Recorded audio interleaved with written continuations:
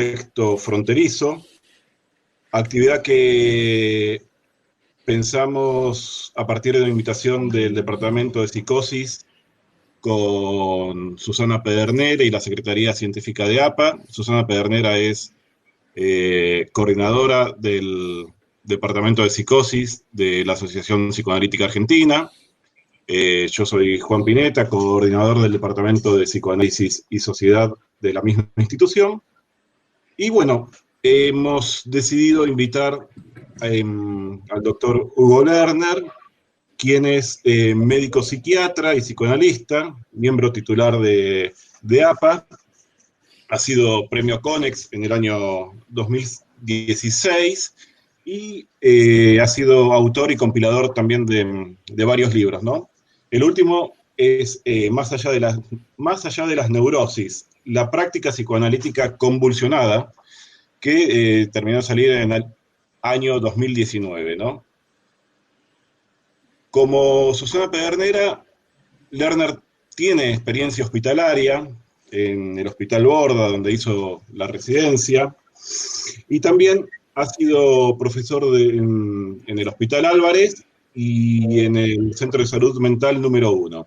Igualmente, Susana Pedernera también es médica psiquiatra y ha sido coordinadora de guardia del Hospital Borda, ha sido jefa de servicio, un cargo que ganó por concurso, y luego también accedió a un cargo en el Hospital Rivadavia, que bueno, tiene su historia, ¿no?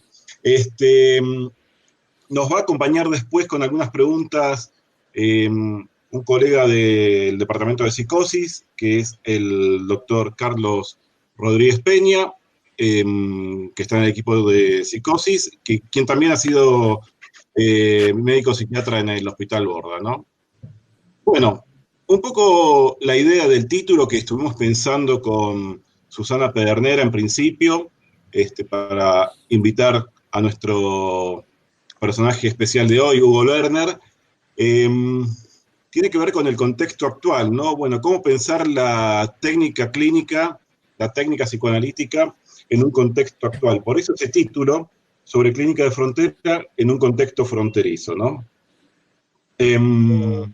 Hoy es un contexto particularmente especial, eh, dada la posible incidencia en una posible aparición de presentaciones que fenomenológicamente se acercarían a funcionamientos fronterizos que no necesariamente, pensándolo en voz alta, corresponderían a organizaciones fronterizas francas o estructuras fronterizas.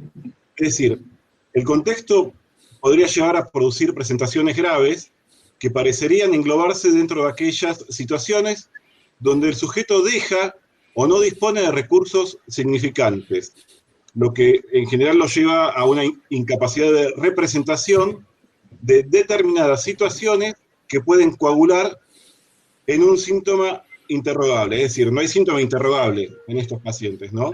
O en este funcionamiento, o en estas crisis. En muchos casos pueden producirse impulsiones, acting out, consumos problemáticos, incluso creo que hasta se podría hablar también de las transgresiones, ¿no? Como las que hay hoy. Por ahí gente que sale a la calle como negando el peligro, la pandemia, ¿no? Una franca desestimación de datos de la realidad. Bueno, también podemos decir que hoy más que nunca hay que hacer un esfuerzo para realizar diferenciaciones clínicas, creo, ¿no? Esto después Susana y Lerner nos van a contar un poco cómo operar para poder hacer diferenciaciones clínicas en esta situación de hoy. Sobre todo en términos de contratransferencia, ¿no? Que también para los que están escuchando este webinar, les recomiendo también una actividad que se hizo hace un ratito en APA. Aparecen preguntas en conversaciones previas, por ahí hablando con Susana es, bueno, ¿lo social funciona como predisponente? ¿Los estados son ordenadores o desestructurantes de los psiquismos individuales? ¿Las concepciones del mundo de estados influyen? Bueno, y de ahí a lo particular, ¿no? Bueno, ¿qué hacemos con los pacientes? En la clínica particular, ¿hasta qué punto confrontarlos? ¿Hasta qué punto tener una actitud comprensiva, ¿no? Bueno, dicho esto, me parece que hay muchas más cosas para decir. Eh, Me parece que vamos a dar la palabra a María Susana Pedernera. Adelante. Ok, en la actualidad tenemos cada vez más pacientes con patologías graves. Varios son los factores. En otros tiempos, los años 60, las personas se trataban psicoanalíticamente, digamos, por neurosis, para saber más de sí mismo, para conocerse mejor y también en una época por moda. Otra variable interviniente, digamos, en estas épocas son los cambios socioeconómicos que ocurrieron en nuestro país. Hoy las consultas son por pacientes graves, es difícil encontrar una neurosis, algo tranquilo para analizar. No digo que estén ausentes, digo que es difícil. Las consultas hoy son por sufrimiento, sentimientos de vacío, de soledad, de abandono, de odio, de bronca, de transgresiones, de no sentirse comprendido en un país, digamos, en donde las posibilidades se van estrechando.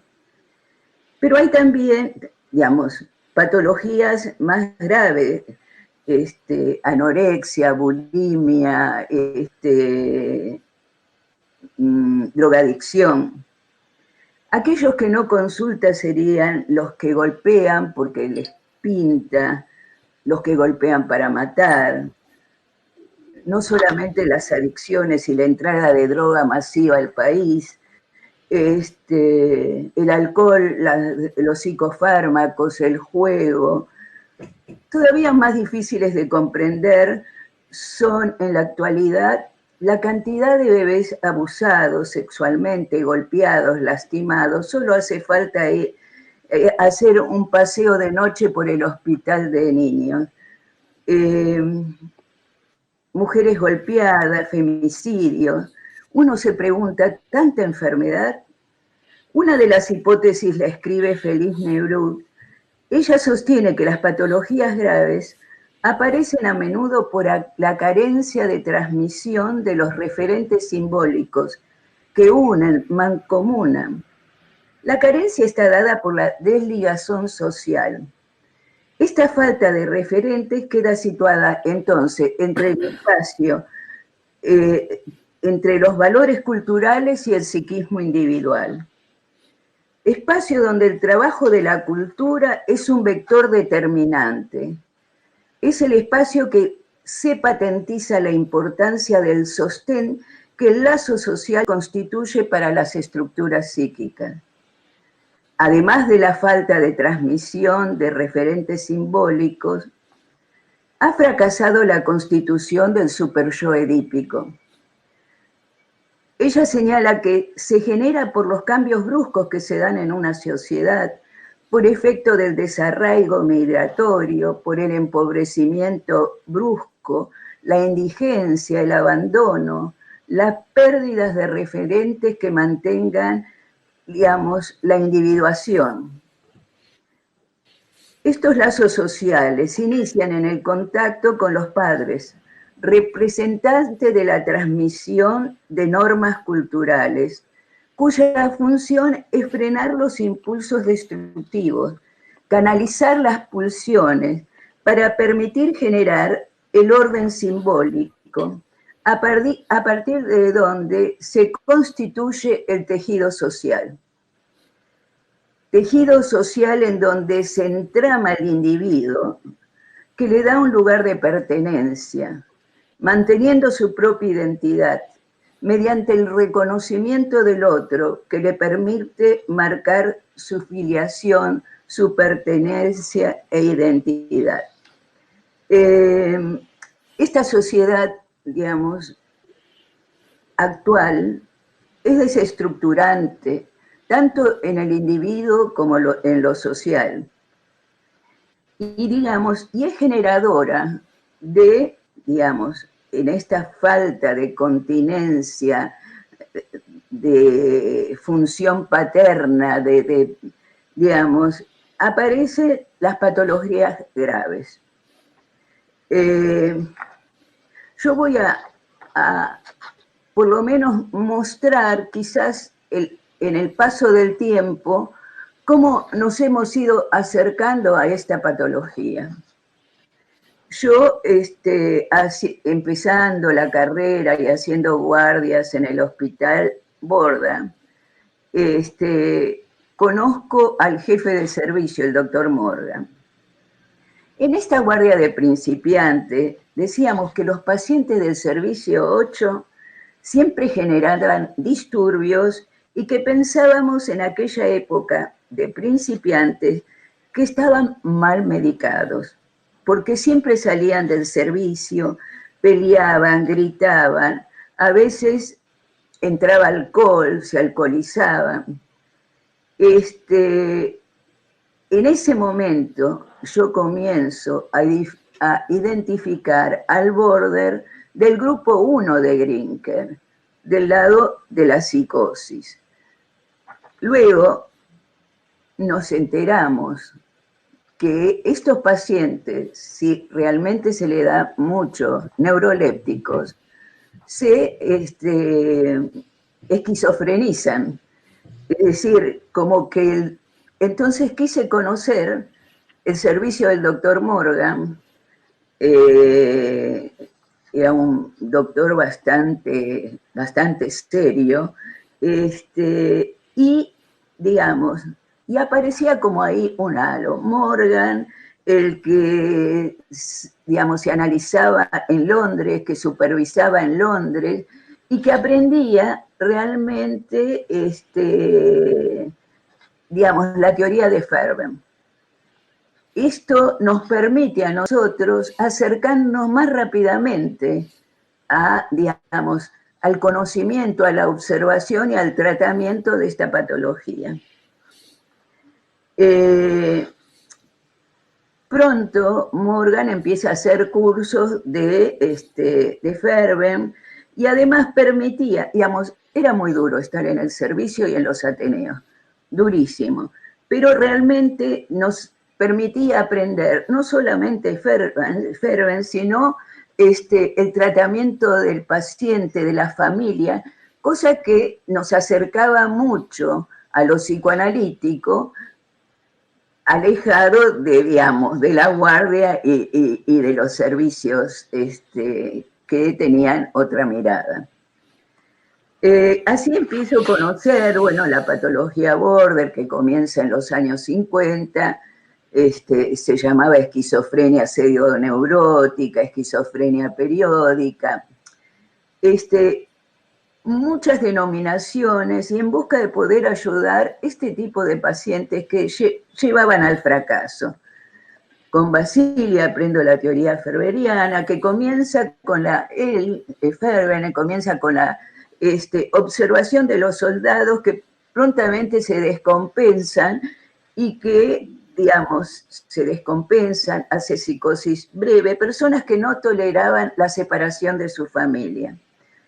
Él, al observar estas dificultades, comienza a comprender, digamos, dentro del desarrollo psicoevolutivo, que estos pacientes tenían perturbaciones antes de llegar al Edipo.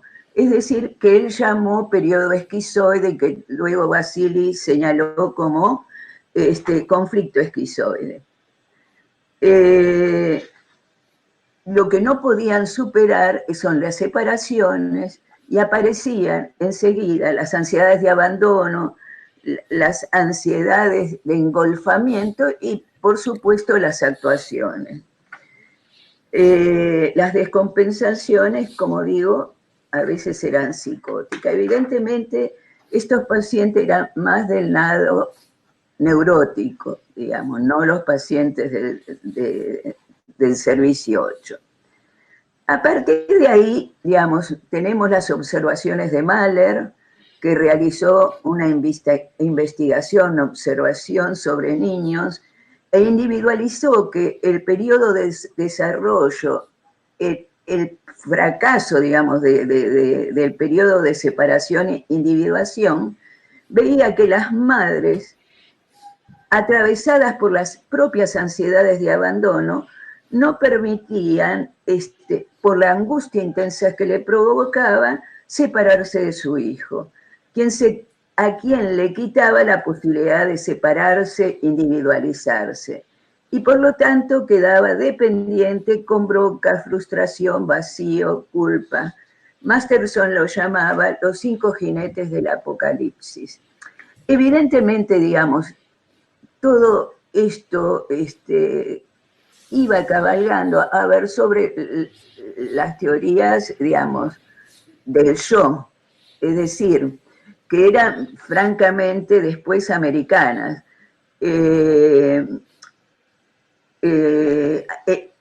Luego aparece Masterson, realmente viendo los adolescentes fronterizos muy actuadores, que los padres realmente, ni el adolescente podía separarse, ni los padres podían separarse, con lo cual las peleas eran continuas, las actuaciones continuas, y, digamos, y esto también Risley lo decía, es decir, que Masterson toma un poco de Risley, digamos, esto de las dificultades de los padres, digamos, de que, y fundamentalmente, que cuando se frenaban las actuaciones empezaba la depresión. Él hizo un servicio en donde estaban los pacientes adolescentes, pero un servicio muy especial donde todos estaban, digamos, o haciendo terapias, todo el personal, o aprendiendo a no engancharse en la actuación del paciente, de no actuar con él, digamos. Que esto, bueno, siempre uno tiene cuidado porque a veces, digamos, a veces seguido, uno entra en esas actuaciones dentro del tratamiento y, digamos, la transferencia contra transferencia, que a veces, digamos, uno como que tiene que estar muy, muy atento porque de un momento a otro pasa de una situación a otra, es decir, que no es tranquilo tratar los border. También tenemos, digamos, también lo toma Masterson, la clasificación de Grinker, digamos, de aquellos pacientes, digamos, 4 tipos, uno del lado psicótico, que realmente se aíslan y solamente se acercan para pelear, el grupo 2, que son todavía, digamos, que se acercan y se alejan hasta que se termina alejando un tiempo y vuelven a acercarse, las personalidades como sí, es decir, aquellos que no han podido salir de su dependencia, no tienen individuación y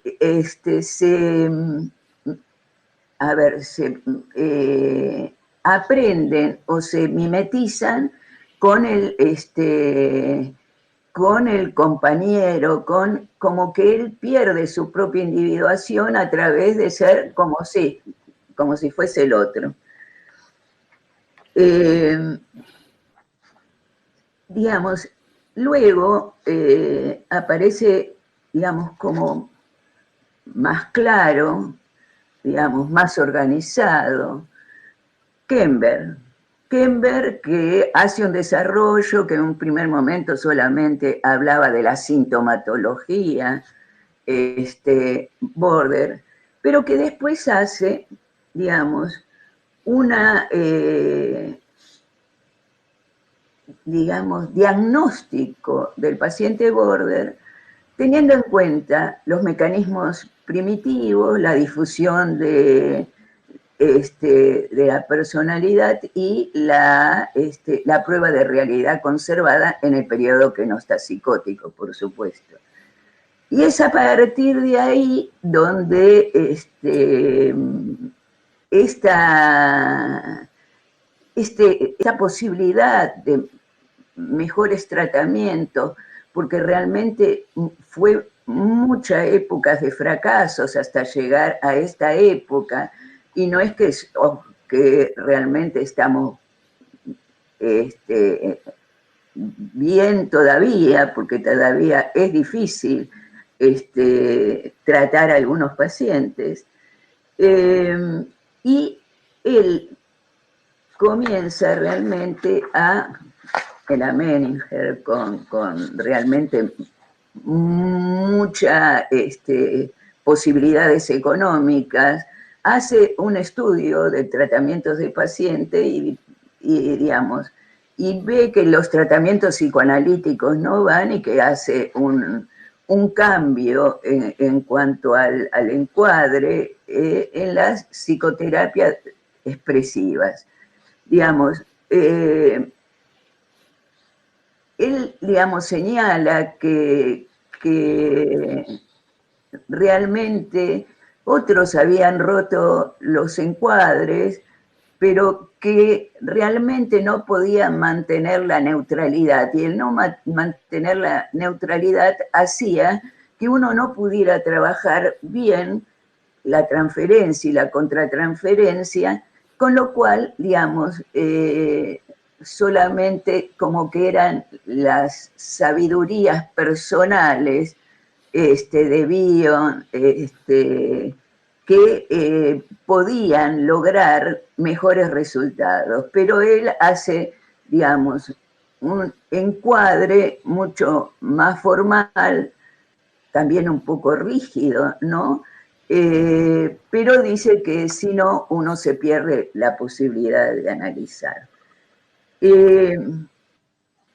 Digamos, sé que existe la escuela francesa, sé que realmente me estoy acercando a ella, pero que, digamos, no soy la que pueda hablar de ella. Pero bueno, quien sabe y mucho, y tengo mucho para aprender, es del invitado, doctor Hugo Lerner. Acá dejo. Bueno, muchas gracias. La verdad que yo les cuento, van surgiendo un montón de preguntas que después se las voy a transmitir tanto por Facebook como por acá. Así que bueno, pero le damos la palabra a Hugo. Adelante, Hugo. Bueno, hola, ¿qué tal a todos? Bueno, gracias por la invitación. Siempre me pasa lo mismo. Uno arma una derrota expositiva. Hay dos que hablan primero y me cambia después el rumbo. Como se dan cuenta, yo tengo antecedentes náuticos. Le tengo que cambiar el libro de bitácora. Porque por un lado Juan me tira el guante y hablemos de qué pasa con el contexto sociohistórico actual y las situaciones clínicas actuales, y invita a ver si podemos hacer un puente con lo que hoy nos convoca.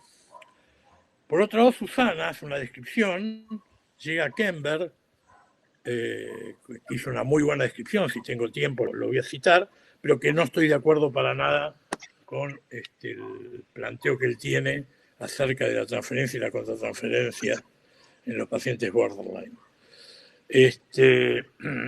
Porque efectivamente él tiene un atravesamiento. A mí me parece que hizo una buena descripción clínica, lo que él llamó el síndrome, pero él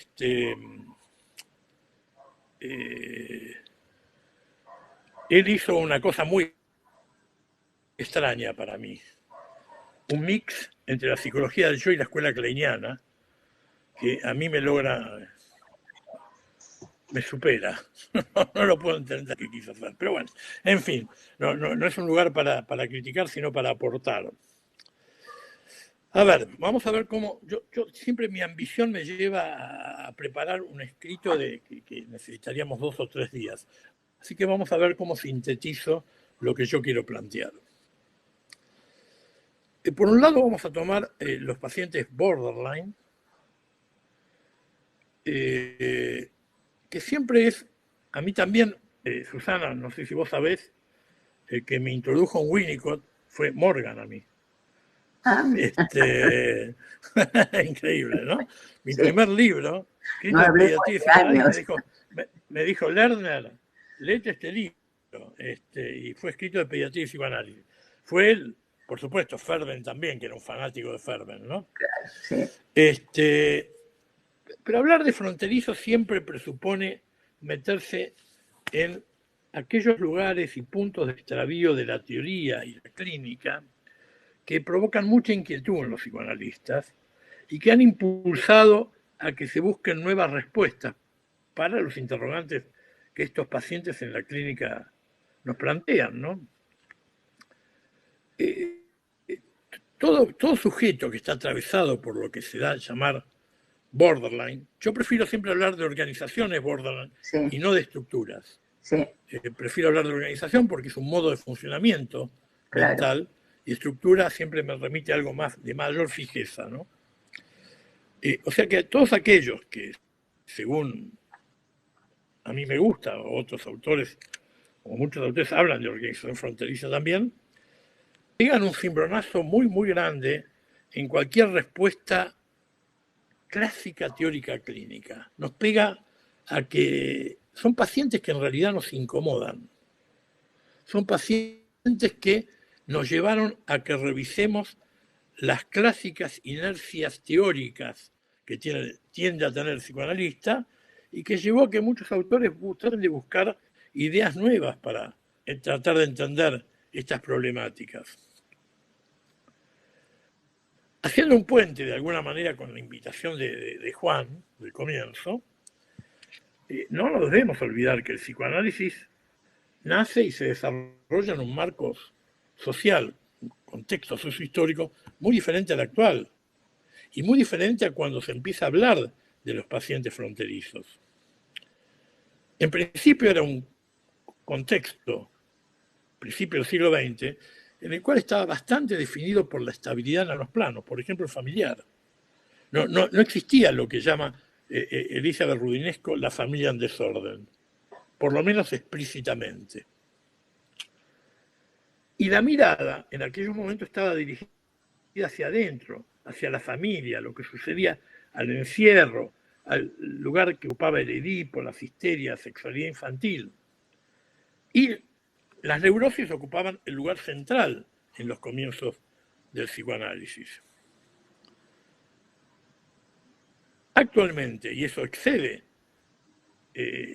la convocatoria de hoy, porque no es solamente con los borderline, yo personalmente creo que el sujeto humano está más atravesado por las ausencias, por lo que le falta, que las patologías actuales están mucho más relacionadas con problemáticas narcisistas, en la cual las organizaciones fronterizas es una de las problemáticas narcisistas, no es la única. Muchos autores plantean de que la patología fronteriza es la predominante hoy. ¿Es así? Yo no creo que sea así. Lo que pasa es que muy rápidamente se cae y con liviandad en el diagnóstico de un paciente fronterizo. Y hay que, aquellos que hemos trabajado con pacientes fronterizos, somos más cuidadosos de ese etiquetamiento. En general a mí no me gusta etiquetar, pero de ninguna manera. Pero pacientes fronterizos, bueno, vos nombraste a Grinker, después yo voy a citar algo, hay pacientes muy graves, ¿no? Esto me hace acordar que cómo va cambiando en el psicoanálisis de acuerdo a las modas, ¿no? Yo pasé por, son todos histéricos, son todos psicópatas, después son todos fronterizos, ¿no? Son como cliché que se van poniendo.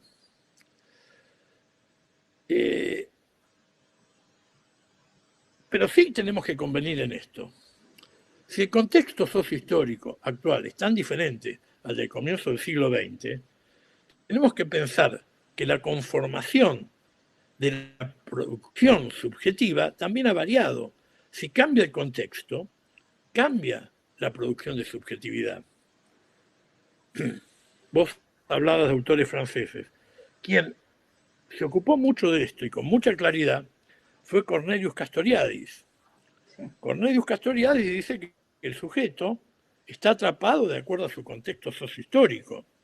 Y él suele decir, dijo en algún momento algo que a mí me causó mucha gracia por la manera explícita de decirlo, que ya se terminó la época en que el yo, el superyo y el ello estaban por ahí. Dice, ahora están en íntima relación con el contexto sociohistórico que lo atraviesa. Quería decir metafóricamente cómo incidía el contexto histórico en la estructuración del psiquismo. Llámenlo inconsciente abierto, llámenlo como a ustedes les parezca. Pero lo que estoy acentuando es el lugar que ocupa lo contextual en la producción de subjetividad. O sea, vuelvo a Juan, me dice, bueno, pensemos hoy qué pasa con la situación actual.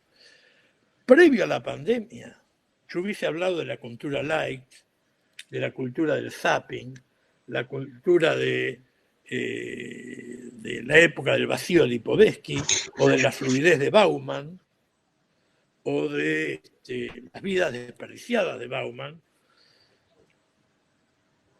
la indiferencia, el vacío que todo esto presupone. Y seguramente va a haber una conexión entre estas descripciones de muchos ensayistas con patologías que nos atraviesan en algún momento. Vos te referís, perdón, Vamos a ver si... vos te referís a que ese tiempo acelerado que vivíamos, que no nos permitía pensar ni procesar separaciones, que no nos daban tiempo, de pronto se impuso un tiempo donde esta situación nos hizo eclosionar darnos sí, cuenta que hay mucha gente que tenía imposibilidad de procesar ese tipo de situaciones, pero no por la situación actual, sino por el modo de vivir, el modo de procesar, donde no haya procesamiento psíquico. sí, lo que llama él la fluidez de los vínculos, por ejemplo, ¿no? Claro. Pero no es que yo lo descarte, yo lo tomaría eso. Pero a mí me parece que así como estoy planteando que para entender la subjetividad hay que entender el contexto, cuando uno habla en determinado lugar y en un momento temporo-espacial determinado, hoy tenemos que ver, y no me atrevería de ninguna manera, y no lo voy a hacer, tenemos que proponernos que una vez que suceda esto de la pandemia, ver cómo ha alterado el psiquismo, qué ha pasado con la producción de subjetividad. Hoy es muy difícil porque estamos todos atravesados por lo mismo. Después vamos a ver un poco en la clínica qué nos pasa. Nosotros como analistas, frente a pacientes que estamos todos atravesados por algo similar. Pero para volver a los borderline, en la época que Freud instala el psicoanálisis y hace todo un desarrollo, la disciplina nuestra estaba más pensada en términos de conflicto psíquico. Hoy es muy habitual que se esté pensando en lo que falta en la estructuración psíquica. Y al psicoanálisis se reclama que incluya estos ruidos molestos que la sociedad actual ha producido. Y ha llevado a que se cambien muchas veces muchos aspectos teóricos y teórico-clínicos que estuvieron muy custodiados, especialmente por muchas instituciones. Como a mí me gusta decir, hay que romper con el saber pensado anteriormente para pensar lo no sabido, como dice Christopher Bolas.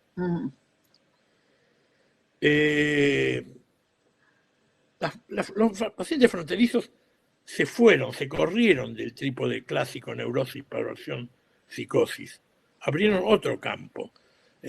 A ver, no sé por dónde ir, pero, a ver, vos citaste un poco con justeza que esto nace en Estados Unidos, pero no hay que olvidarse que André Green y después Piero Lanier, que estuvieron cerca de Lacan, y Joyce McDougall, inglesa, que está en Francia luego, abordan esta noción. Sí. Según Green, que fue el importador de Winnicott, Green y Joyce McDougall a Francia. Ustedes saben que Green hoy en día en Francia es Gardel, pero ellos fueron los primeros en traerlo a Francia. Y Green dice en Locuras Privadas, en el segundo y tercer capítulo, no, eso es en psicoanálisis clínico, pero ahí aborda la temática de borderline en Locuras Privadas. Dice que Francia se perdió mucho de las patologías fronterizas porque era hablar del yo. Y en determinado momento, hablar del yo era una mala palabra en Francia, porque era seguir la hegemonía lacaniana. Claro. Una vez que dice, yo me pude separar, pude abordar la problemática porque dice, el que abordaba el yo iba a ser calificado y acusado de psicólogo del yo. Yo no soy psicólogo del yo y a mí me interesa, igual que a Green, yo no sé psicología del yo.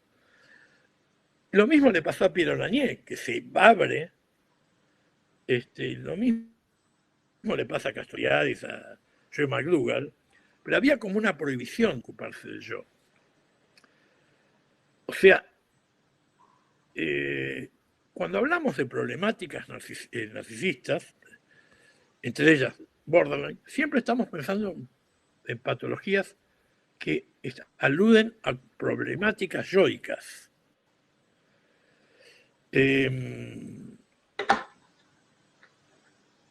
A ver, Juan al comienzo decía, a ver qué puente podemos hacer. Previo pandemia y pandemia, la vida actual, los ruidos que tiene el malestar de la cultura en la actualidad,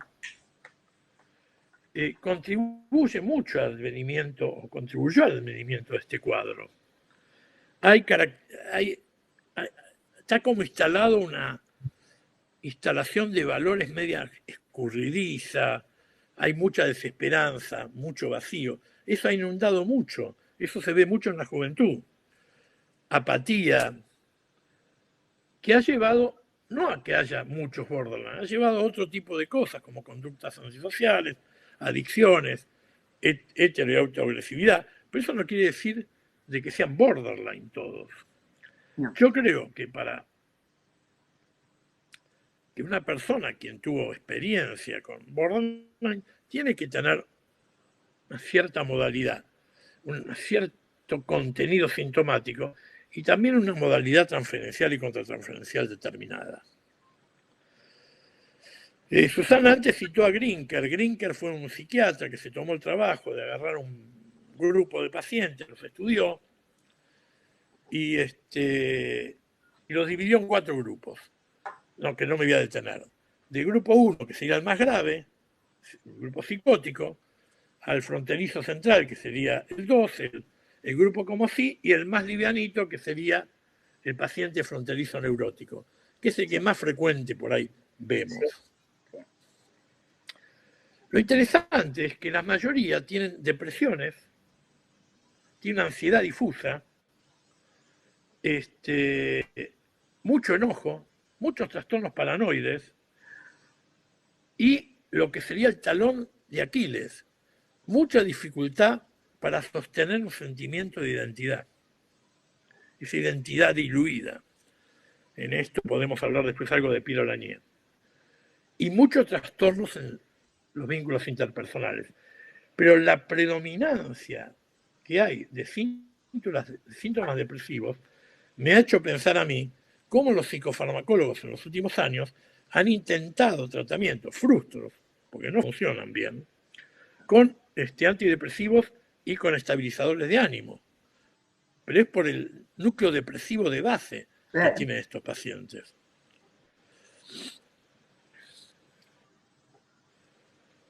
Entonces, la aparición de esto fue distinguirlo claramente de las borderline, de que no es un cuadro esquizofrénico, aunque muchas veces está en proceso primario.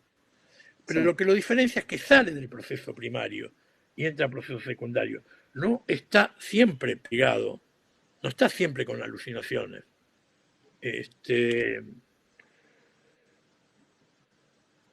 Y es raro que se deterioren hacia una psicosis. Es muy extraño.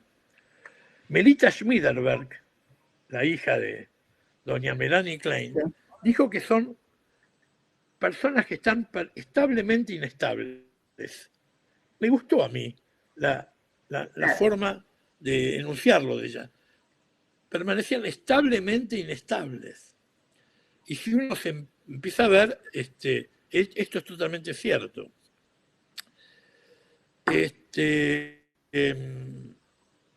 Pero bueno, la idea de ustedes era que veamos un poco la clínica. Y no, Susana, cuando me convocó, más que clínica, vos me habías dicho, ¿por qué no hablamos un poco de qué hacemos con estos pacientes? De la técnica, era el abordaje. Organizaciones fronterizas. Claro, la clínica, podemos hablar de la cosa algo más descriptivo, que es un poco lo vine señalando, que es esa ansiedad difusa, constante. Son pacientes que tienen una explicación. A ver, Green dice que parte de la problemática con estos pacientes y que se nos presenta a nosotros como analistas es que están siempre en un borde muy fino entre ser engolfados o ser echados. El analista se ve atrapado en esa situación porque o aparece como un frío o aparece como un hablador que lo llena de palabras y el paciente tiene temor y sale corriendo de esa situación. O sea, el temor a ser absorbido, a ser rechazado, es algo que se presenta con mucha frecuencia, que Green, no voy a detener en eso, lo describe con mucha claridad. Uno cuando se ve con estos pacientes en el consultorio, uno se da cuenta que si estoy por meter la pata, no, se enojan, y uno no entiende, dice, ¿qué hice? Pero lo que pasa es que en su mundo interno hay una reviviscencia, y ahora me voy a meter con algo que por ahí abre el juego a otras cosas. Se está reviviendo lo que Winnicott habló de un derrumbe temprano. Se está viviendo el temor de algo que ha sucedido en los primeros momentos de la vida y que se vive transferencialmente en el análisis o se vive en los vínculos con las personas. Por eso los pacientes fronterizos tienen tantas y múltiples relaciones. ¿Por qué saltan de una relación a la otra? ¿Por qué tienen tantas parejas, tantos analistas? También. Piensen ustedes, uno puede llegar a ser analista número 32. Saltan de una manera increíble, porque producen una transferencia adhesiva muy grande y una ruptura brusca. ¿Por qué? Porque o lo vivieron de una manera que uno los estaba absorbiendo o los estaba abandonando, o lo que sucede muchas veces, que es una de las características que para mí es muy frecuente, tienen muchos síntomas paranoides. ¿Y eso por qué? ¿Y eso por qué me lo dijiste? ¿No? Como una lectura paranoide. Las fobias que aparecen, los trastornos obsesivos compulsivos, que son todos saltarines, reacciones disociativas, por ejemplo, como la amnesia. Ustedes, si atendieron pacientes fronterizos, van a detectar que tienen trastornos de memoria, pero no se los puede adjudicar al modelo de la represión, como la histeria. Son problemáticas de historización. André Green, Silvia Bleichmann también lo habló entre nosotros, pero André Green dice que los borderline tienen un conjunto representacional. Es como si fuese un archipiélago, dice él. Esto es textual de Green. Lo que tiene que hacer el analista es prestar la palabra para generar puentes que unan este archipiélago. O sea, estos islotes representacionales es lo que hacen que se aparezcan estos síntomas. No hay una hilación. Y el trastorno de memoria que aparece es porque no hay una secuencia representacional. La memoria nuestra es porque hay una representación que se está uniendo una a la otra. El yo se encarga de temporalizar. Pero si estamos hablando que es una patología que altera el yo, y el yo está averiado, indudablemente va a haber problemas en la temporalidad y en la memoria y en la atención, que son funciones yoicas, ¿no? Bueno, en fin, hay tendencias paranoicas, impulsiones, adicciones. No, tengo que ir terminando. Yo, en La algún momento tengo que hipocondriasis. terminar. Vamos a elegir algo. ¿Qué? ¿Qué decís? La hipocondriasis ¿Elegiste algo, también. Susana? Es Sí, decir, dije, síntomas hipocondríacos. y, Sí, muy frecuentes. y las somatizaciones. Claro, muy frecuentes. Pero lo que a mí me interesa que quede claro es que los pacientes fueron de manera muy clara cuáles son las vicisitudes del narcisismo patológico. O sea, a grandes rasgos el narcisismo o es poético o es trófico y genera estructura, genera yo, genera estructura, urdimbre psíquica o genera desmembramiento. Y como dije antes, la perturbación central es el sentimiento de identidad. Sí. Están siempre no sabiendo qué representan para el otro.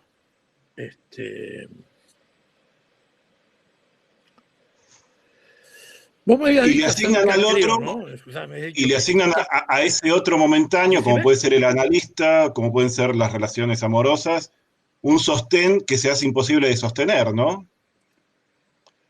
Claro, es Porque ese imposible, otro pero que lo puede sostener, lo puede abandonar. aparece como fantasía. Y aparte uno nunca es. A ver, con un paciente, como decía Winnicott, hay que tener uno o dos pacientes, Gordon, más, ¿no? Y a la última hora, porque uno sabe cuándo empieza y no cuándo termina. Y cuando uno se enfrenta y se embarca en el tratamiento tiene que saber que tiene que estar 7 por 24. Llaman por teléfono, invaden fin de semana. Los que tuvieron la experiencia saben que esto es inevitable. Sin ninguna duda, vamos a hablar un poco de la técnica. Sin ninguna duda, tratar a estos pacientes nos sumerge en tormentas, tanto transferenciales como contratransferenciales.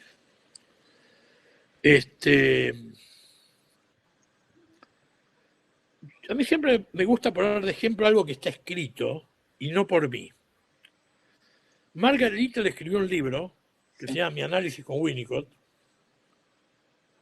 Margaret Little era una borderline, que parece que Donald Winnicott le ayudó bastante, porque después escribió un libro que se llama, que creo que se tradujo al español ahora, hace unos años, Transferencia en Neurosis en Psicosis, que es muy bueno, libro viejo. Pero lo que hizo Winnicott con Margaret Little, que es un alejamiento del proceso del tratamiento psicoanalítico, un alejamiento de la práctica, como se suele decir clásicamente. Esto es una crítica mía a los que suponen que o el encuadre es de tal manera y las frecuencias de tal manera o no es psicoanálisis. Para mí esto es un disparate tremendo. Sí.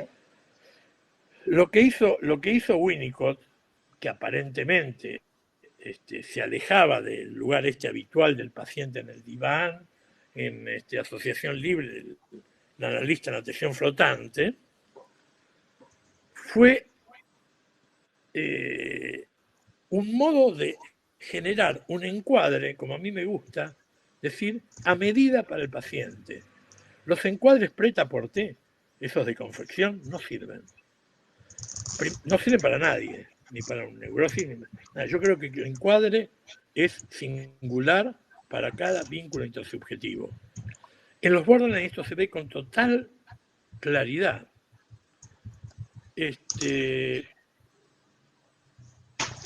Winnicott le agarraba la mano debajo de la manta porque tenía miedo que se le desarme, dice Margaret Little. ¿Esto que era una actuación? Una pregunta que yo les hago y después la podemos discutir. ¿O era el modo de adaptar el modelo intersubjetivo entre Winnicott y Margaret Little? Después lo charlamos. Ella lo describe en el libro, dice que ella se adormecía y que él le agarraba la mano porque tenía miedo a la ira y la angustia que podía sentir la pequeña Margaret. Esto dicho por ella. Sí. O sea, Winnicott la cuidaba a la pequeña Margaret. ¿Qué pasó? ¿Es una transgresión al encuadre esto? ¿O es una adecuación a las necesidades que tiene cada paciente? Que en el caso de los fronterizos siempre son perentorias. Hay un reencuadre permanente con los pacientes fronterizos. Sí, un reencuadre. ¿Qué sé yo? El encuadre no es clásico. Si vos le proponés cierta cosa muy estricta, no lo va a tomar. Tenés que primero se va a crear de acuerdo. A ver, Juan, yo creo que esto pasa con cualquier paciente. Hay cosas que son el horario, todas esas cosas son lo que se llaman las constantes del encuadre. El horario, lo que dura la sesión, eso todo es así. Pero, sin embargo, con los borderline también se altera eso, porque el horario hay que mantenerlo porque uno tiene pacientes antes y después, pero la duración a veces no es. A veces a la media hora se quiere ir el paciente. Sí. Y si está a última hora, por ahí estamos 1 hora y pico. Entonces, estos cambios que tanto en el psicoanálisis fueron custodiados a ultranza, el encuadre, ¿no? Una cosa como si fuese un ritual, ¿no? Una situación, sí, muy ritualizada. Yo creo que los cambios no son rupturas, son cambios dentro del campo psicoanalítico.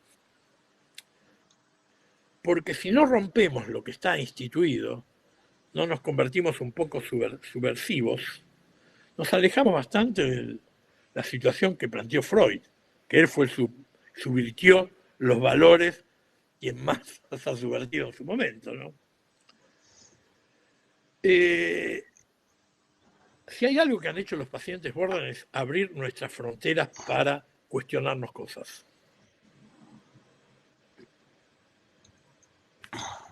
¿Por qué digo esto? Porque los pacientes actuales, y no solo los fronterizos, nos piden que los ayudemos no solo a levantar represiones, sino para que surja aquello que está sepultado. Muchas veces nos piden, entre comillas, como un deseo, que seamos copartícipes en creación de lo que nunca estuvo, lo que no estuvo representado. Bueno, mira. Dale. No, me pareció interesante justo ahora. Hay un montón de preguntas que voy a ver en qué momento se las puedo plantear por Facebook y por... Pero una candidata de APA dice, Flor Camosi dice, adhesión, ruptura de vínculos tempranos. ¿No se ve reflejado esto en la escena de la cuarentena? ¿No será esta actualidad una oportunidad para reinscribir? Pregunta ella. Me parece que esto viene un poco de la mano, ¿no? Sí, está buena la pregunta, ¿no? A ver, yo estaba, me jugaba lo que quería, que íbamos a terminar hablando de la cuarentena. No, bueno. Pero no está bien, porque muestra claramente cómo estamos atravesados como sujetos en este contexto de lo que está sucediendo. No es buena crítica, me la jugaba porque por ahí, si no lo planteaba esta persona, lo planteaba yo, pues estamos todos atravesados. Entonces, a ver, yo no cerraría nada, porque esta situación de pandemia la estamos atravesando. Pero, fíjense, es interesante, yo lo estoy pensando mucho esto, y voy a ver si escribo algo. Aquellos pacientes que tienen más recursos yoicos transitan más o menos bien la situación. Porque fíjense, hemos perdido la especularidad, hemos perdido lazos sociales, hemos perdido lazos que nos invisten vía especularidad de quién soy yo. Alberto Cabral, una lista de APA, sí, me mandó para que vea un trabajo que escribió, que va a salir, no me acuerdo dónde, chiquito, del cual coincido totalmente, que es sobre extrañamiento. Y aunque estamos ubicados en dos modelos teóricos diferentes, yo siempre con él me es grato el intercambio, él habla justamente de la ausencia del espejo de otro que nos constituye como yo. La cuarentena está generando eso. Yo tengo pacientes que andan más o menos pasables y otros que se están problematizando. Hay ausencia de lo que todo nos devuelve esa imagen de especularidad y nos da una identidad de quiénes somos nosotros. Efectivamente, ahí nos estamos metiendo en un tema de ver cómo está constituido el yo de cada uno. Hablar del yo, señores, no es mala palabra, es volver a Freud. Freud lo plantea claramente. El final de su obra dice, nosotros nos abocamos al estudio y al trabajo sobre el yo y sobre lo actual, dice. Ustedes recuerdan eso, ¿no? Son los últimos trabajos de él.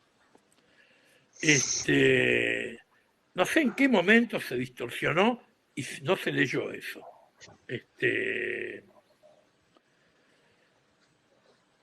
Entonces, me parece que yo voy a parar porque tengo mucho más para hablar, pero a mí me gustaría decirles algo, no más, que esto es para los borderline y que es para todos. Y quiero cerrarlo con Freud, porque cuando yo digo que a Freud, yo muchos años he enseñado Freud, se imaginan, me parece, bueno, que en algunas cosas no ha sido superado, en otras me parece que los recuestiono, en todo lo que tiene que ver con castración, muchas cosas de Edipo, el falocentrismo, bueno, en fin. Pero en muchas cosas, fíjense simplemente, una sola cuestión, malestar en la cultura. Él plantea 3 causas de sufrimiento. Problemas corporales, fenómeno de naturaleza y la relación con los otros. Hoy estamos con los 3 problemas. Fenómeno de naturaleza, la pandemia, fenómenos corporales, el temor a enfermarnos y la relación con los otros. Era un genio, don Sigmund. Pero miren lo que decía él en esquema del psicoanálisis. ¿Qué tenemos que hacer con los pacientes? Yo lo dije, lo aplico a los borderline, pero una de las cosas que dice es que el paciente que llega consternado, desolado, dice hay que aportarle auxilio. Va entrecomillado porque es textual de él. Hacer participar al yo debilitado en un trabajo de interpretación puramente intelectual y lograr que se nos transfiera la autoridad de ser su super yo. Y termina diciendo ser educador, maestro. Eso es en la parte técnica del esquema del psicoanálisis del año 1938. Les recomiendo que lo lean. En este momento nos está metiendo este esquema del psicoanálisis nos está enfrentando que algo de esto hacemos nosotros con los pacientes. Estamos en un momento en el cual la función sostén del analista es casi crucial hoy en día, hoy en la situación actual. No digo con todos los pacientes, pero a mí me han llamado pacientes que ya no estaban conmigo en tratamiento. Y aparecí como un papá en su imaginario. Papá, ayúdame, está el cuco afuera. Necesito ayuda. Claro.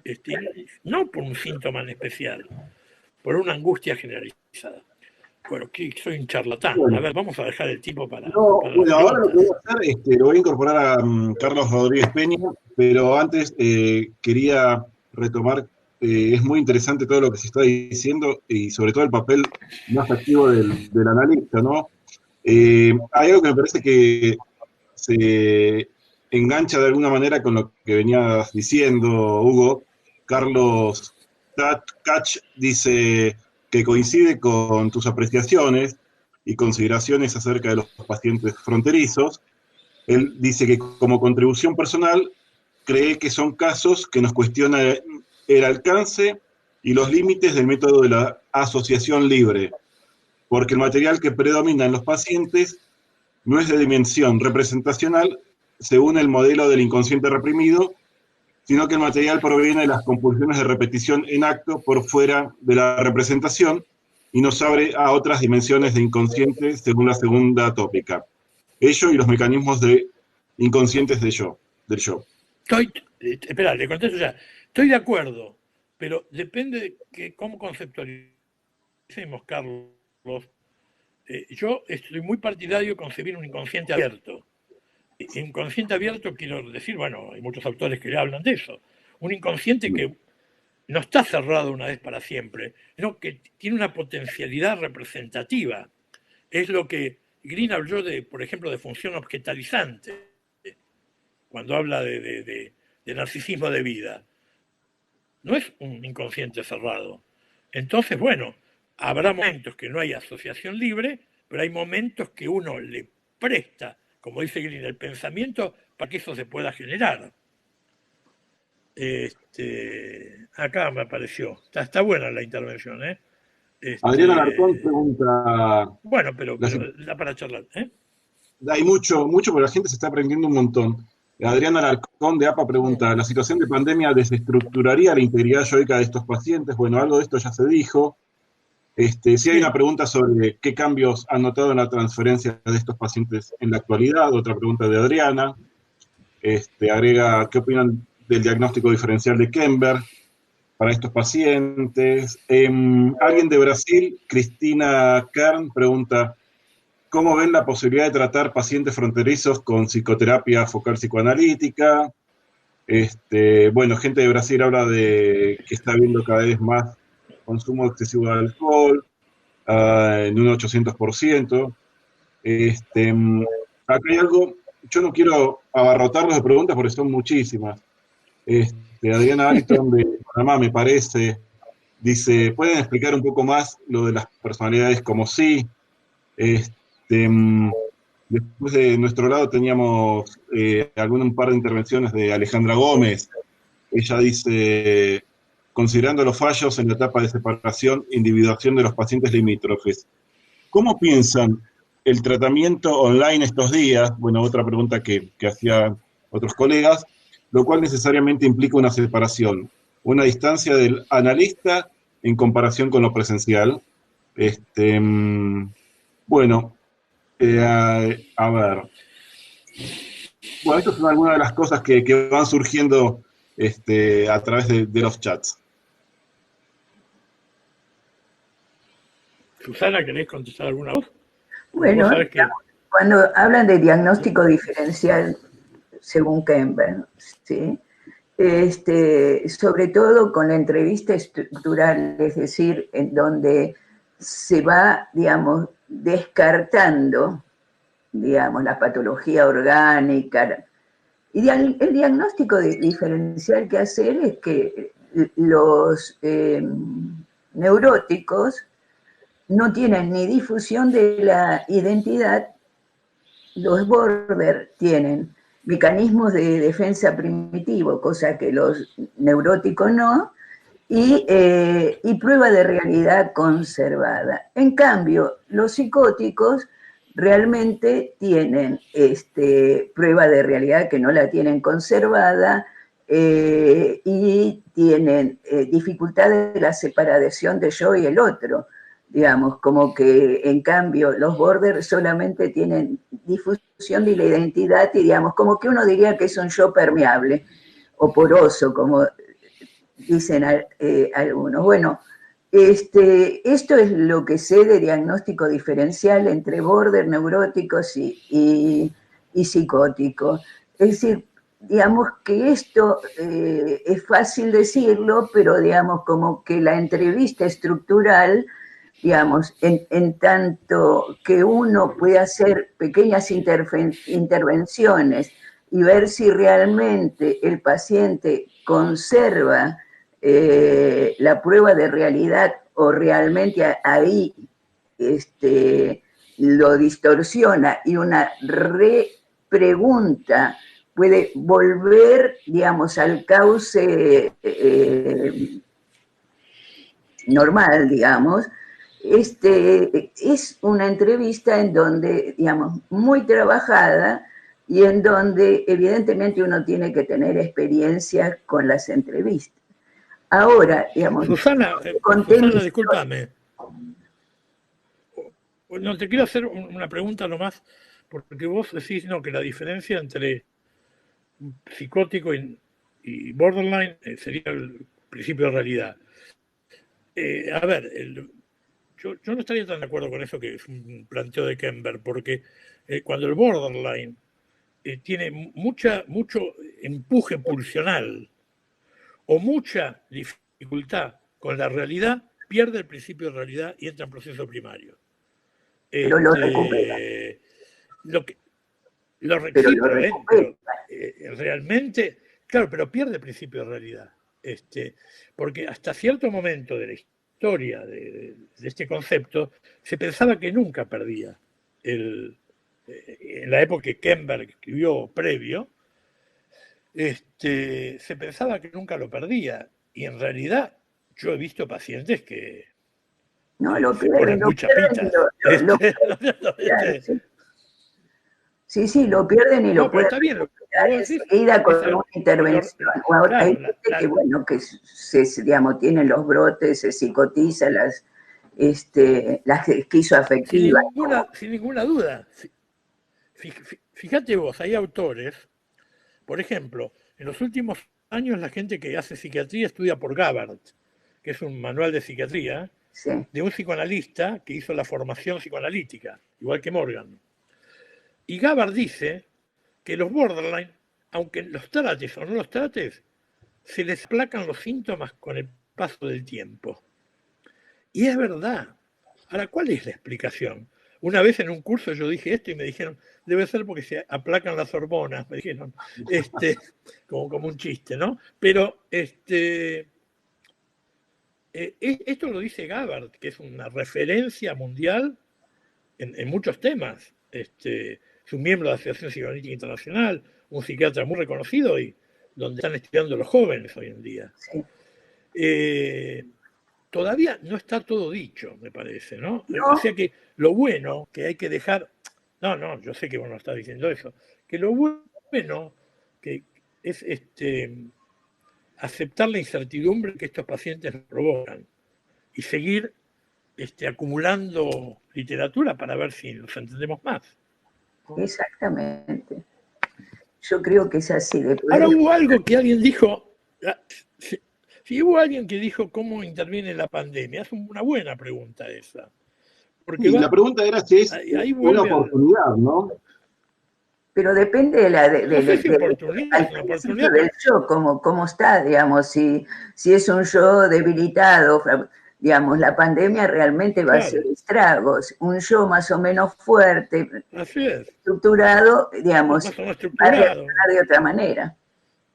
Sí, creo que había alguna pregunta en relación al desafío de atender a estos pacientes vía online, ¿no? Que implica una separación también mayor. Eso, no.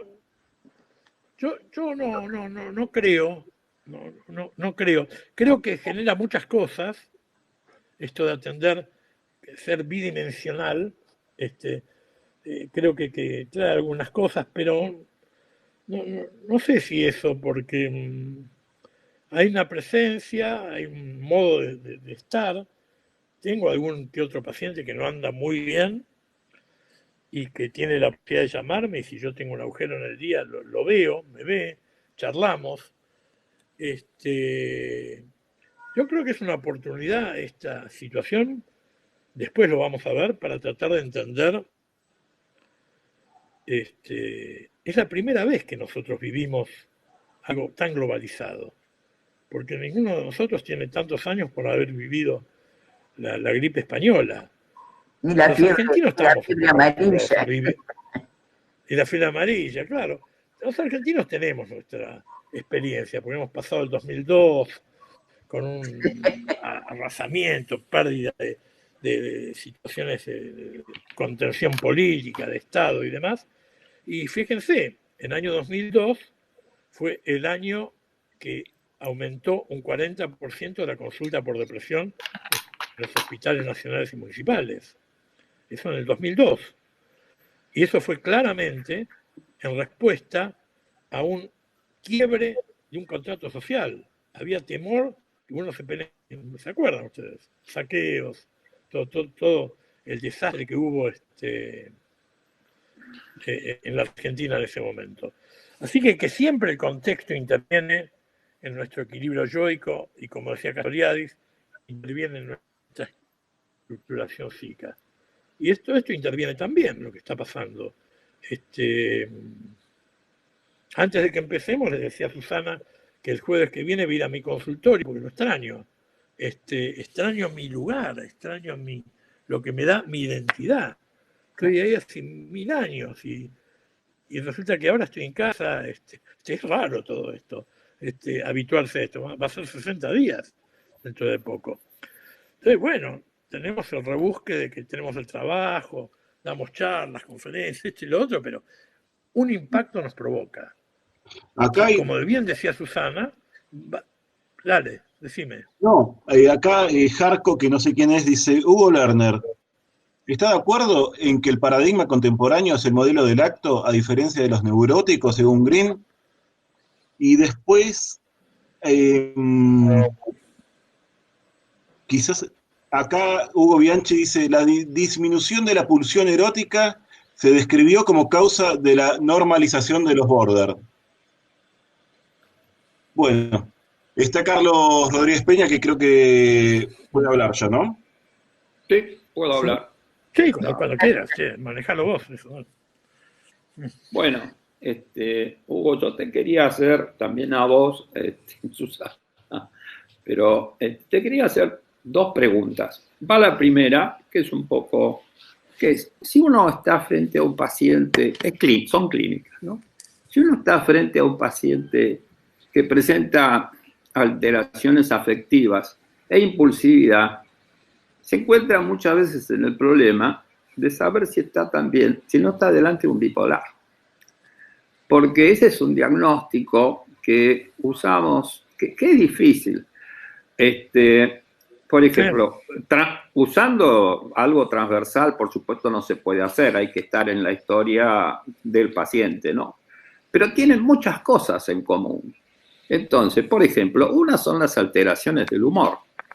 También es cierto que las alteraciones del humor del bipolar están generalmente en la polaridad, depresión, manía o hipomanía. Pero esto también lo tiene en parte el borde, porque está, digamos, entre las depresiones que son grandes y además la ansiedad y la ira. Yo lo que te quiero preguntar es, yendo a la parte más interior del paciente, ¿no? Por ejemplo, los procesos autodestructivos en estos dos, digamos, en los bipolares y en los border. La Kiskal decía que él estaba estudiando en el espectro bipolar, que todavía no lo tenía ahí, quería incorporar al border, no sabía exactamente dónde, por los distintos borders que hay. Bueno, entonces en el proceso autodestructivo de uno y de otro son distintos. Por ejemplo, uno por su grandiosidad va a incurrir seguramente en gastos y cosas por el estilo que después pueden lastimar su economía y etc. Pero en el proceso autodestructivo, por ejemplo, de un border, está el lastimarse, el herirse. Y depende si el border está en la etapa, como decía Grinker, más enferma o en la más sana, lo que dirá de eso. Por ejemplo, una paciente dijo, esto no me acuerdo quién lo ha dicho, quién lo ha escrito, que era una manera de lastimarse, de graficar en el cuerpo el sufrimiento del alma. Pero otra paciente me ha dicho que se lastima porque no tolera el sufrimiento, precisamente. Es mejor el sufrimiento en el cuerpo que en el alma. Y así son distintas las motivaciones y lo que el paciente siente. A veces uno pregunta, creo que es me parece que esto es de Tasting, ¿no? Que alguien le preguntaba ¿qué puede estar sintiendo un autista dentro como sentimiento? Pero si hay algún atisbo de sentimiento ahí, cuando tiene miedo o algo parecido. Y ella dice que podría ser como un algo que está en una pileta y hay un agujero donde hay un remolino y él se acerca a ese agujero y va a ser tragado. Bueno, en las partes que no están tan representadas en pacientes, esto es difícil de saber. En estos pacientes uno les pregunta y encuentra su intimidad. Entonces yo quería preguntarte a vos, ¿qué piensan ustedes entre esta vecindad? Porque muchas veces, si hay que hacer el diagnóstico con el DSM-4, no era raro poner en el eje 1 bipolar y en el eje 2 trastorno a la personalidad border. Están muy juntitos, y como hoy estamos hablando de frontera, les quería hacer esta pregunta. Tengo una segunda si hay tiempo. Bueno, a ver, vamos por partes. Primero alguien dijo, y no quiero dejarla pasar, si de acuerdo a Green, la problemática de contemporaneidad es pasaje al acto. Yo te contestaría, de acuerdo a Green, que en la contemporaneidad estamos más atravesados por, como dice Green, por Hamlet que por Edipo, dice él. Estamos más atravesados por ser o no ser que por tener o no tener. Tener por no tener por la castración y ser o no ser por ser la existencia. Eso es Green. Ahora, Carlos, lo que vos estás preguntando, efectivamente, los psicofarmacólogos se las ven negras con estos casos, porque están tratando a los borderline de la misma manera que los bipolares, con estabilizadores de ánimo. No sé si está Rafael Groisman. ¿Estás ahí, Rafael? ¿En el público, no? Debe estar trabajando. No, les cuento esto porque él, dentro de las múltiples cosas que hace, él interviene en el equipo de adicciones de Federico Pavlovsky, que me pidieron que les haga el prólogo. Entonces hice el prólogo, estuve en la institución de ellos, que trabajan con adicciones, y me dice Federico Pavlovsky, que tiene mucha experiencia en esto, que la mayoría son cuadros casi borderline, las adicciones. O sea que, fíjense qué amplitud que vamos teniendo, ¿no? No quiere decir que todas las adicciones son borderline. Quiero que quede claro esto, que lo que ellos ven, muchos, son, que tiene que ver con algo, Carlos, que vos señalaste. Son formas de relleno al agujero de la existencia. Vos nombraste a Tustin. El agujero que habla Tustin es el agujero negro, es la oquedad del self, dice ella. Dice que hay un agujero que no se sabe cómo ser llenado, dice Francis Tustin. Y los cortes, no creo que haya una sola respuesta. Yo tenía una pacientita de 17, 18 años que se cortaba. Nunca hubo peligro de suicidio. Pero había cortes y generaba un revuelo familiar fenomenal.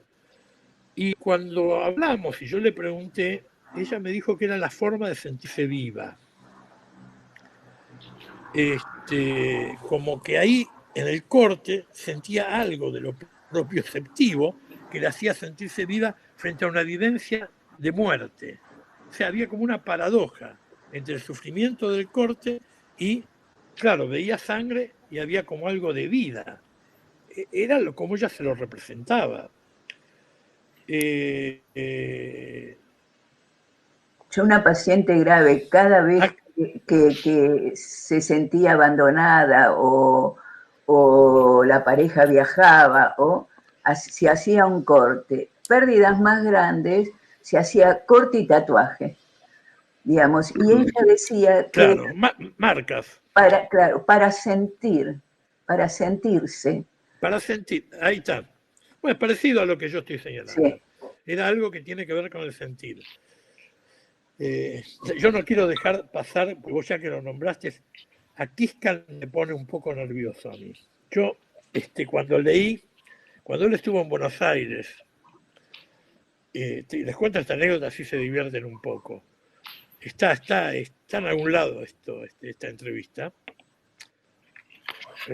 Yo lo puse en un trabajo, hasta ahora nadie me puso una bomba. Él dice que si a un paciente depresivo le da antidepresivos y viene en la segunda entrevista con una corbata roja, es una enfermedad bipolar. Claro. No, eso lo dijo Atiscal acá, a quien le pagan un montón de plata a los laboratorios para vender psicofármacos.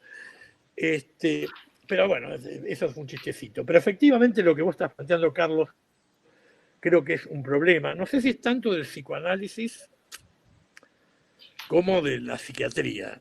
O sea, yo he hecho psiquiatría, me dediqué a la psiquiatría, pero me dedico hace muchos años nada más que al psicoanálisis. Por lo tanto, me esfuerzo en hacer un diagnóstico para pensarlo, pero si es bipolar o es border, me parece que en los dos hay trastornos en la representación, hay dificultades representacionales, que son difíciles y que se confunden, no tengo duda. Por eso creo que lo llevan a los psiquiatras muchas veces a... no les cuesta ubicarlos, a menos que se unan al DSM, que tampoco estoy del todo de acuerdo, y dicen, bueno, si hay 3 de esto y 2 de estos, es tal cosa, pero que estén usando los mismos tipos de psicofármacos, en principio es llamativo. Pero... Y aparte también, a ver, yo antes decía, pasé por histeria, psicopatía, borderline, y en los últimos años pasamos que de repente la cantidad de bipolaridad que hay, pero ¿cuántos bipolares hay? Tantos. ¿Será seria la estadística? O bueno, no, parece. En un momento que la depresión era la enfermedad de base. No sé si concuerdan todavía con esto. Sí. Que hay un núcleo, hay un núcleo depresivo de base. Con defensas distintas. Susana, con defensas Susana distintas. Nombró a Morgan. Claro, digamos, claro. Pero tiene defensas diferentes, es decir, trata de no llegar a deprimirse con todas las actuaciones, con toda la disociación. Exactamente. Vos sabés, Susana, que ¿te acordás lo que decía Morgan? Que en el fondo de todos, seguía mucho a Ferben, lo que había era un núcleo esquizoide de base. ¿Te acordás que decía eso? Sí. Muy unido a Ferben, a Ronald Ferben. ¿Todos conocen a Ronald Ferben? Supongo que no. No. Escribió un solo libro y creo que atendió 2 pacientes en su vida, porque era un conde o un lord, no sé qué, y escribió el libro en un castillo. Y un libro muy bueno, Trastorno psicoanalítico de la personalidad se llama. La personalidad. Y entonces él decía que el núcleo central de todas las personas es un núcleo esquizoide. No estaba diciendo ningún disparate. Fue un adelantado y un tipo puramente teórico, ¿no? Porque no tenía experiencia clínica, ¿no? ¿Qué otras preguntas? Yo tengo una más que solemos habitualmente comentar en el departamento de psicosis, que nos hace sentirnos a veces un poco excluidos de APA, porque nosotros somos psicoanalistas, pero el tema es que también somos psiquiatras como vos. Entonces, en tu experiencia, ¿no? ¿Cómo ves vos que nosotros, los psiquiatras y psicoanalistas, utilicemos psicofármacos con estos pacientes cuando, por ejemplo, no te digo, ya no llego a cuando están en un estado paranoide tirado en una cama y ahí sí se lo trata como cualquier síndrome delirante y tienen un delirio, pero si no en otras cosas, en otros momentos, porque vos nombrabas los estabilizadores del ánimo y frenan mucho la impulsividad. Y aparte, frenan también las emociones, lo cual le permite a veces reflexionar, a veces, ¿no?, sobre sus propias conductas. Como uno dice, es muy difícil pensar o pensarse si uno está embargado por emociones que por ahí nosotros no podemos ni describir, porque no tienen un nombre.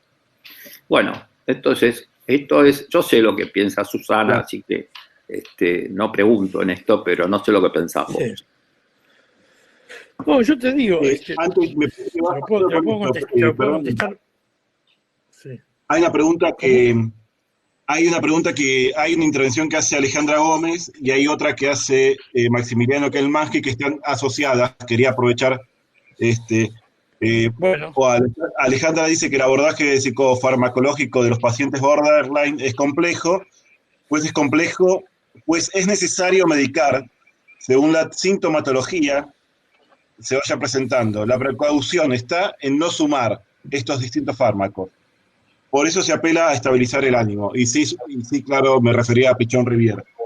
Maximiliano Kelmansky, adiciono esta pregunta a la que planteaba Carlos, pregunta si es conveniente que el mismo psicoterapeuta administre la medicación. No. Yo voy a empezar por esto último. Yo no. A ver, ¿cuál es mi experiencia?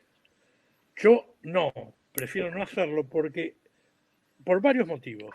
Una, porque en algún momento deja y la experiencia es que a veces se transforma el proceso analítico en un dispensario y vienen a buscar, y yo prefiero tener separado lo que es el trabajo elaborativo de lo que es el trabajo psicofarmacológico. Segundo, en mi caso, es que la psicofarmacología avanzó mucho y yo trabajo con 2 psicofarmacólogos, que es lo único que hacen. Son docentes en la facultad, saben mucho psicofarmacología, saben lo último que se dijo y se los mando a ellos y trabajo en equipo.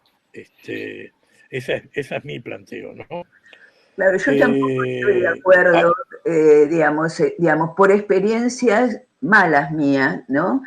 Si bien es cierto que sirve más para la disociación del borde, el bueno, el malo, pero en realidad mis experiencias fueron negativas. Yo medico a pacientes que tratan otros psicoanalistas y a mis pacientes, digamos, últimamente los mando a medicar porque ya digo, la última experiencia fue muy difícil para mí. Y realmente ya, digamos, como no fue la única, digo, no se puede. Se suele ser así. O sea, en relación a lo que preguntaba Carlos, a ver, yo no tengo duda de que hay pacientes que hay que medicarlos. Yo atendía a una chica, era unos 3, 4 años, que tenía tal nivel de impulsividad que era imposible establecer ningún tipo de alianza terapéutica. Esa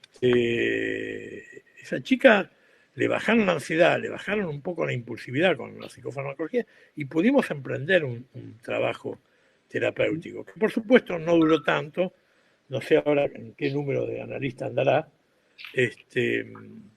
pero así como he tenido fracasos, tuve éxitos en estos pacientes. Los fracasos son muy frecuentes, pero no dudo que a veces hay que medicar. A veces el éxito de medicación es mucho menor a lo que yo aspiro.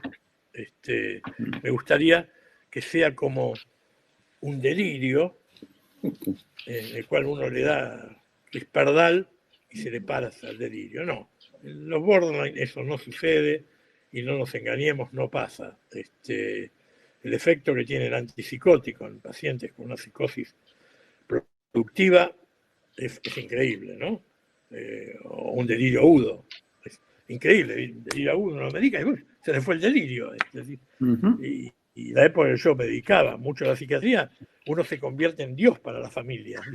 Oiga, dejó de hablar con el televisor. En los borderline, sí, muchas veces hay que medicarlos. Yo nunca lo hago. Lo mando a alguien, trabajo en equipo. A veces son pacientes borderline muy graves, en los cuales he tenido que agregar acompañante terapéutico para evitar una internación. Prefiero que no se interne para que no quede encasillada en esa situación. Pero a esa chica que hablo recién, medicada, también le trabajé con un acompañante terapéutico. Porque, pues no hablamos. hay riesgo de suicidio. Sí, sí. Hablamos de esto. Sí. Hay una estadística que habla de que tienen mayores, casi 4 veces, 5 veces más riesgo de suicidio que la población normal. O sea, no se puede embromar con esto. No, Entonces, más cuando hay sospecha de... más el alcohol y las drogas. ¿Cómo? ¿No? Más sumado alcohol Sí, bueno, y drogas, ¿no? Que todo claro, eso alcohol, da drogas, fuerza claro. para el impulso para suicidarse. Sí, sí, ha habido casos así. Me quedé pensando en esta, me pareció fantástica la pregunta que hizo Carlos entre la diferenciación entre un paciente border y entre un paciente melancólico, ¿no? Y yo estaba pensando así en voz alta si se podía pensar en que en la melancolía, bueno, se trata de pérdidas totales, mientras el border aún tiene un conflicto que es actual, infantil, pero actual, pero que no termina de representarse, ¿no? A ver, en la melancolía, la sombra del objeto cae sobre el yo. Lo que se ha perdido el yo y se ha perdido un poco de la realidad. En el borderline nunca pasa eso. La melancolía está dentro del orden de la psicosis. El borderline no. Esto volvemos al comienzo. La diferencia entre... Yo el borderline lo pondría más del lado del duelo que de la melancolía. Claro. Lo que sucede es que tramita mal los duelos. Pierde, lo tramita mal y entra en desesperación.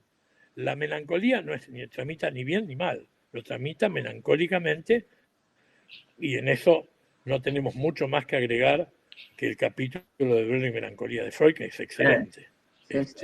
Queda arrasado el yo. Sí. Bueno. Quería hacer una pregunta más. ¿Puede ser? Sí, ¿podés hablar un poco? Yo no me acuerdo bien, pero me pareció interesante la idea del concepto de agonía que vos traes en un trabajo tuyo, que no sé si es tuyo o no, pero sí. El trabajo sí, el concepto ojalá, no sé si es tuyo.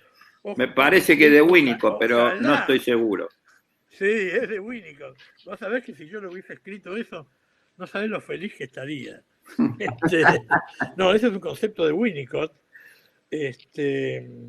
Son las agonías tempranas que él dice. Caerse en pedazos, derrumbe. Es cuando él habla del temor al derrumbe.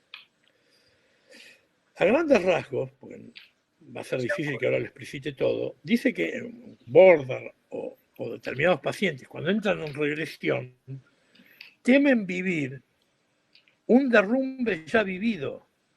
O sea, reeditar un derrumbe que existió. Entonces, es lo que él llama agonías primitivas. Son los momentos tempranos de fragmentación del self o del yo, momentos de despersonalización.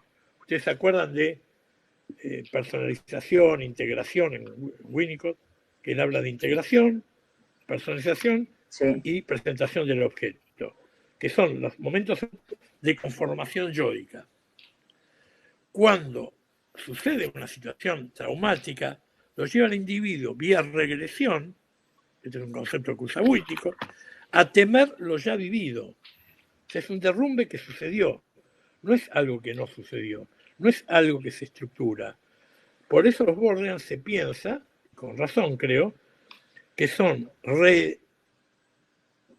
reediciones o puestas en acto en la actualidad de algo que ha vivido tempranamente el psiquismo. Ha habido fallas en la estructuración psíquica temprana. En ese sentido lo plantea como agonías tempranas o agonías primitivas, ¿no? O sea, tiene que haber algo que lo dispare en la actualidad, porque eso debe quedar bajo amnesia, claro. ¿No? O como quieras uno llamarlo. Pero... No, Winnicott no habla de amnesia, habla de disociación. Habla de disociación.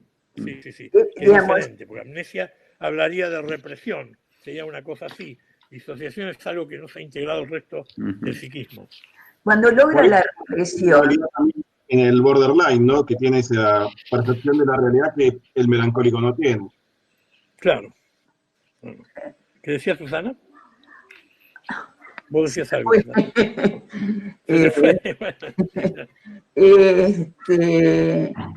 No, digamos, Kohut decía que los border realmente no eran analizables porque tenían defensas psicóticas, es decir, solamente los narcisistas podían ser analizables, pero uno después ve que en la clasificación que él hace de personalidad, mezcla un poco el narcisismo con el border.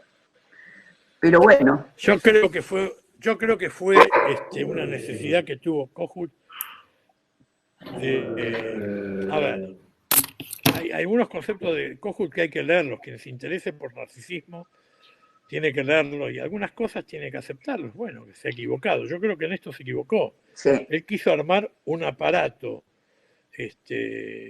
paralelo a Freud y es como que yo a veces pienso que quiso ganarle.